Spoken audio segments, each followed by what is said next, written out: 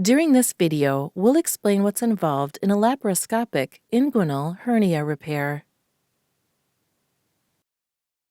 Laparoscopy is a type of surgical procedure that allows a surgeon to access the inside of the belly and pelvis without making large incisions in the skin. It is also known as keyhole or minimally invasive surgery. After anesthesia, you'll lie flat on your back on the operating table. Several small incisions or cuts, each no more than an inch wide, will be made in your belly. The number and location will vary depending on your personal requirements. One of them is usually next to your navel. An instrument called a trocar will be inserted through one of these incisions and into your abdomen. It has a spring-loaded mechanism that withdraws the sharp tip immediately after it passes through the abdominal wall. A short tube called a port is left in place to allow access to the inside of the belly. A gas, usually carbon dioxide, will then be inserted to expand your belly and help the surgical team view its contents more easily. Next, the laparoscope, which is a high-definition camera, is inserted.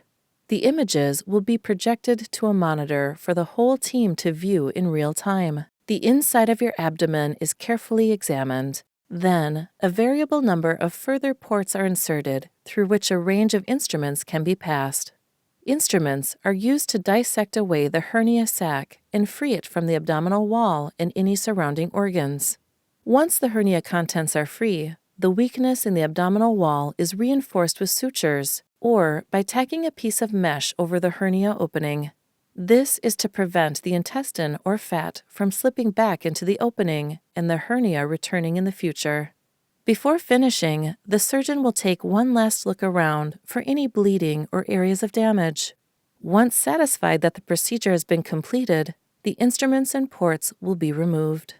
The carbon dioxide gas is released. Occasionally, you may have a wound drain left in place. The incisions will be closed with sutures or skin staples and covered with dressings.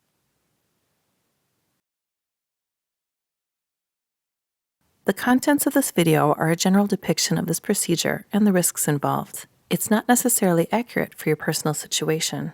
Information specific to your individual circumstances is listed in the written consent information sent to you by your healthcare team.